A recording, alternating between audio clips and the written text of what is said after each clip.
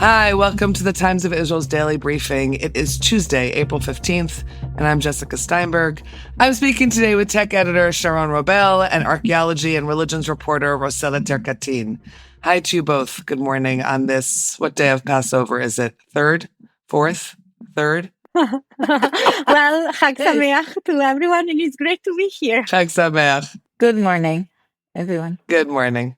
It is day 557 of the war.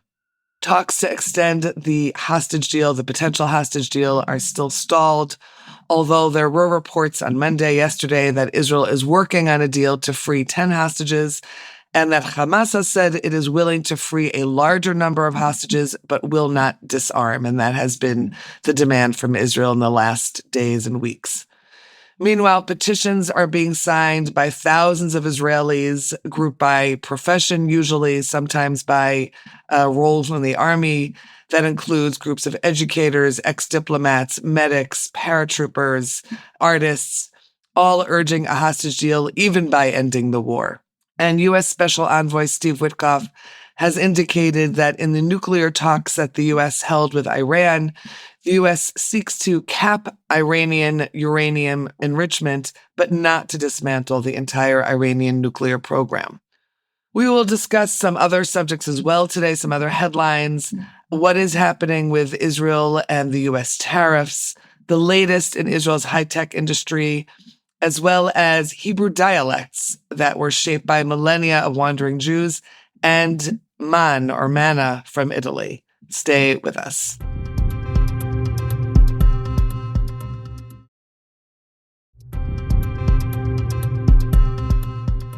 Okay, so Sharon, the tariffs, which of course are the headline throughout the world. In Israel, we have the situation that Prime Minister Benjamin Netanyahu had been in the White House about a week and a half or so ago to discuss the tariffs. Israeli goods face a 17% U.S. tariff, which leads to concerns, of course, in Israel and in the government, given that the U.S. is Israel's closest ally and largest single trading partner.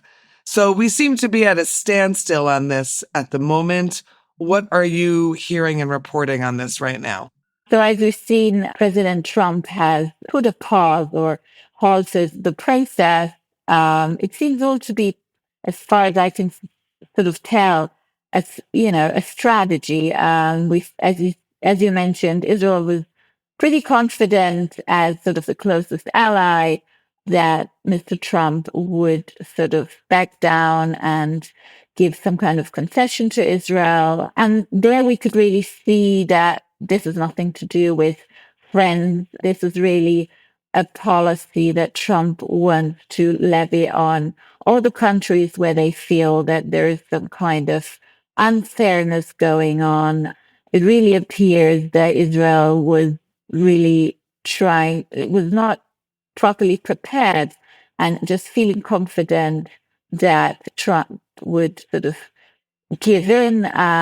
It was a clear sign that there's not going to be any preferential treatment for anyone, really, friend or foe, and that now all the countries will have to sort of queue up and explain to the US what they can offer so that they'll get some kind of reduction or improvement on the tariff. I think overall for Israel, the situation is not as bad, maybe as for other countries. But I think the main worry is more the indirect impact. There's a lot of talk about a recession. Israel is a very small country, a very small market. All businesses, even if they're not directly affected by the tariff, if there'll be more companies in Europe or the US who are economically in a worse situation, they'll probably reduce their orders of product. So that's one impact that people are very worried about. And we've seen a lot of the businesses trying to get what is called it's a state-sponsored insurance, which insures you against non-payment, because there's already worry that, a lot of companies will be in a situation that they can't pay their suppliers, which would be Israeli companies. That's one big impact. Also, we've seen the markets going down a lot in the US. And a lot of our savings and pensions, the exposure to like global markets has increased. So there's also concern that, if this continues over time, this could also reduce our savings or the value of our savings. So I think there's a lot of negotiation going on. And, we're going to see an administration that will take its time to negotiate, which is happening at the moment already with Israel as one of the few first countries that the US has already started on Friday to hold some kind of initial negotiations. After the Passover holiday, delegation of an Israeli business delegation from the ministry is expected to go to the US to continue those negotiations, and then we will see what the outcome will be. But overall, I think a lot of companies and the business sector, they're already starting to make preparations because this sort of instability needs to be planned. And even if there's an optimal outcome, there'll still be a lot of uncertainty and a lot of adjustments in sort of world trade. So I think it's still very uncertain situation that also Israeli economy, Israeli companies are facing. So that kind of leads us into some other stories that you have, two back-to-back ones actually, about more than 8,000 tech employees leaving Israel and relocating, possibly for the short term, and also about Tel Aviv dropping to the bottom of the top 50 millionaire city hotspots. So let's take it from the workforce, the effect on the high-tech workforce. Are these people leaving Israel permanently? Are they relocating with their work? Is this just to ride out the end of the war? What are you hearing and seeing as you're reporting on this? Right. So unfortunately, this is a trend that has been talked about, that has started already since sort of the start of the judicial overhaul, or the proposed judicial overhaul at the beginning of 2023. It was really hard to determine the numbers, right? There was a lot of talk. We had a lot of very prominent companies who were saying that, if Israel was not, if Israel can't protect its standing as a stable democracy, which is sort of the basis for being a hub for investment, then it will be too risky for investors to shift their money to Israel, and therefore they will shift their operations abroad. So we see this trend actually, I guess, with this, and then it calmed down, and then war broke out on October 7th, after October 7th onslaught. And I guess in the beginning, maybe we saw some, people leaving because of the war, and the ongoing sort of security situation. At the same time, we did see a lot of people also coming back, right, to serve in the army. I mean, I think there was some kind of inflow and outflow, I would say.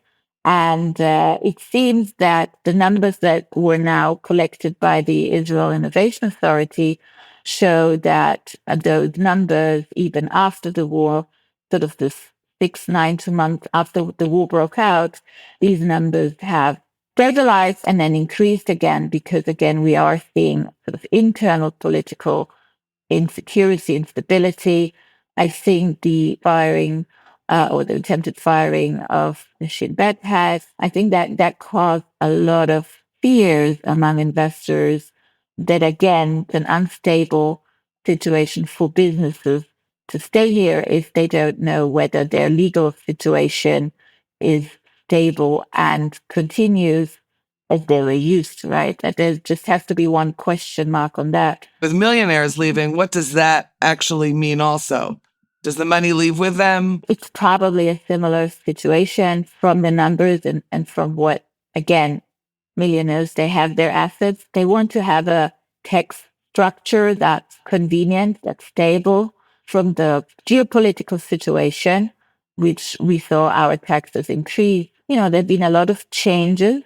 And again, because of the judicial overhaul, people are worried, even, not millionaires, let's say, you and me, the general public, is already worried about their assets, about protecting their assets, and how much the government will take from them, or whether we've seen this a lot with people taking even money out and shifting it and investing it in real estate abroad.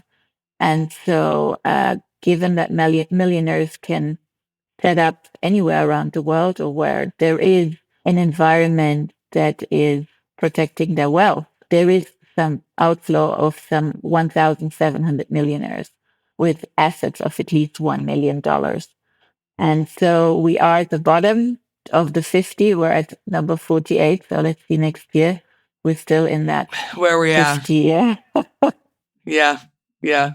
Thanks for that, Sharon. Okay, we're going to take a quick break. When we're back, Rosella's going to take us in a little bit of a different direction, looking at different Hebrew accents and how they developed. And I'm wondering how much they still exist. So stay with us.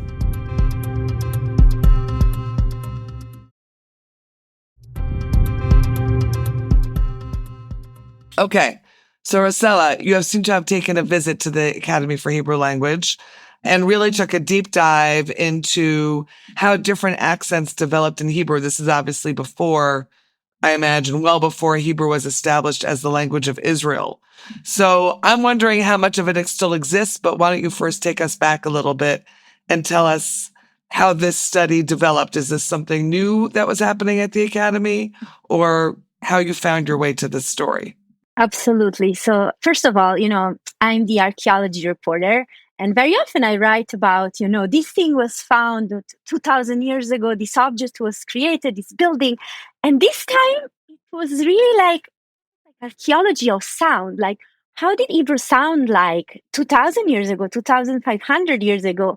And, it was pretty incredible to sort of like take this deep dive into how Hebrew was established and developed really across, millennia of history. So, we know that Hebrew is clearly the language of the Bible.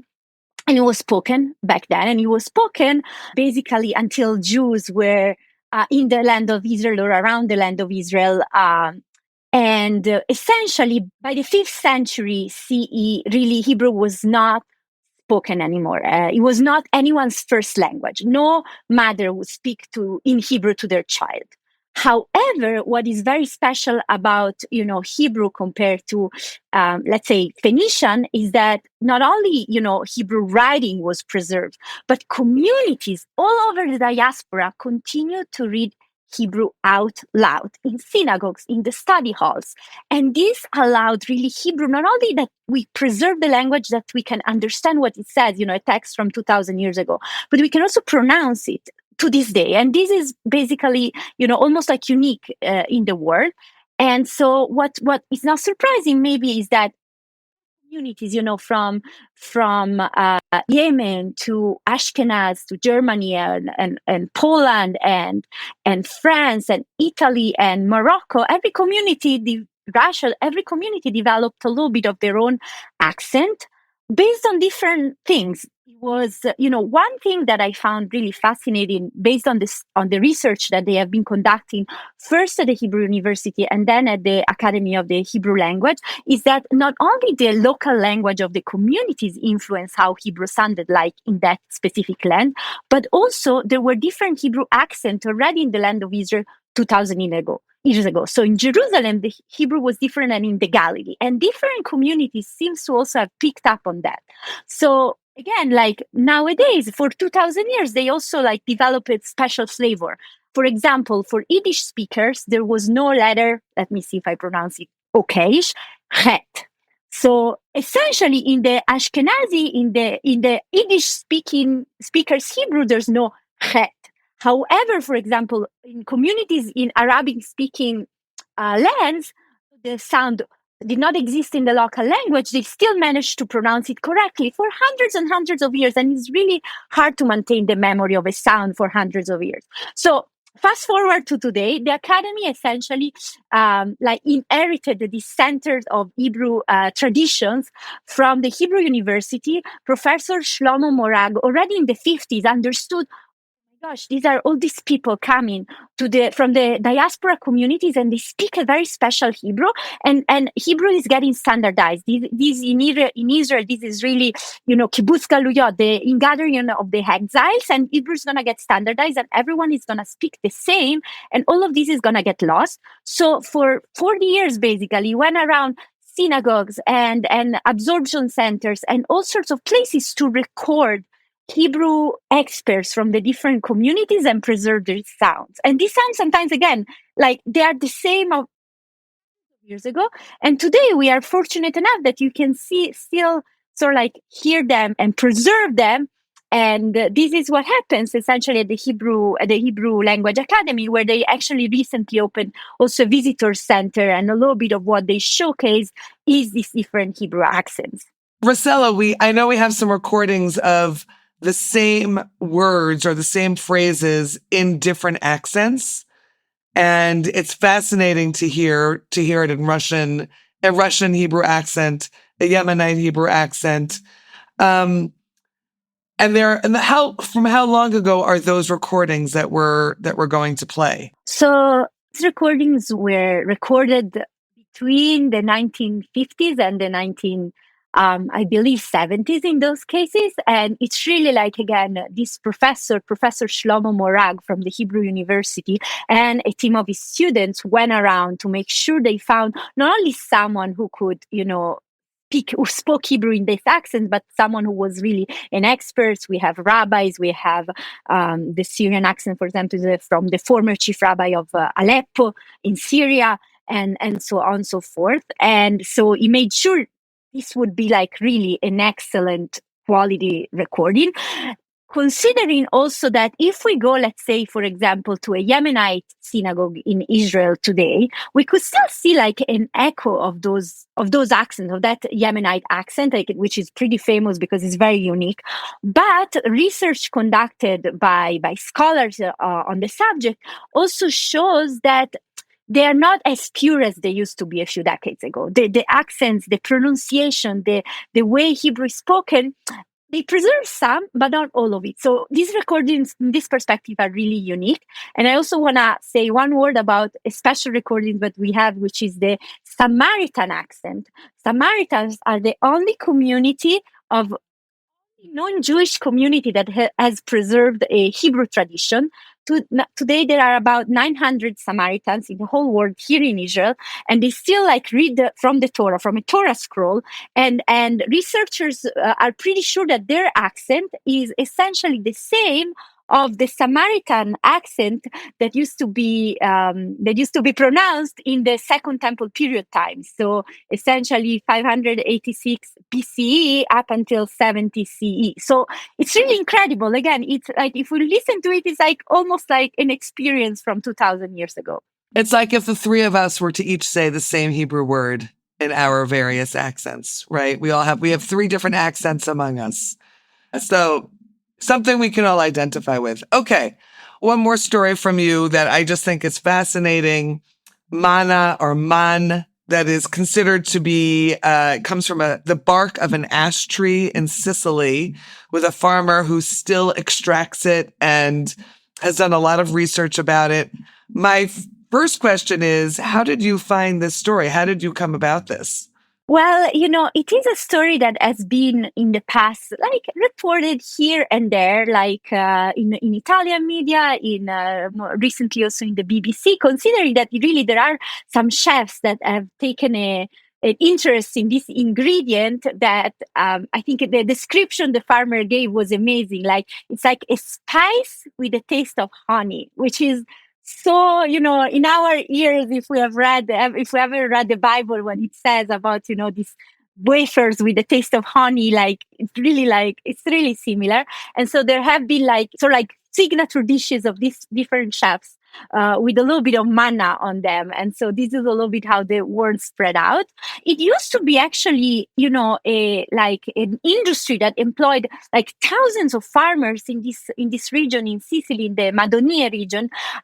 People, would just, every summer, extract essentially this substance, white, very sugary, from the ash trees. And then Mr. Giulio Gerardi, the farmer, he comes from generations of manna producers. And then as a young man, now he's 75, he realized that the tradition was dying, that, there were very few people still able to, to do it, to treat the trees and extract the manna. And so he essentially started to both learn all the secrets from his father and like study manna, from the trying to find all the like historical sources about it and medical treatises from 1,000 years ago, because manna has very important medical properties. And actually until a few decades ago, it was used by the pharmaceutical industry as a type of sweetener that was very good for diabetic patients. Then they managed to synthesize the mannitol chemically, and so that was not relevant anymore. And that's how the industry actually went down. So this man really, like, he almost like goes and whispers to his trees to understand how they're doing, when is the right time to, extract the manna, which is done by cutting the bark of the trees. So it's a little bit of an invasive procedure. And I thought it was amazing. And I thought it was amazing also the way he described, the lesson from the Bible, which is that, manna, you only take what you need and nothing more. And this is how we should treat nature. Nature is something that we should, we use, but we should respect and never take more than what we need. Okay, words for the wise on complicated days. Thank you, Rossella, and thank you, Sharon, for being with me on today's Daily Briefing. It's been good to speak to you. Thank you. Thank you. And thanks to all of you for listening to the Times Visuals Daily Briefing. We'll be back again tomorrow with another installment. Of course, any comments you have, you can always drop us an email, podcast@timesvisual.com. And always feel free to recommend us to other listeners and rate us wherever you find your podcasts. Until next time, take care. Moadim l'simcha to those who celebrate Passover or Pesach, and have yourselves a good day.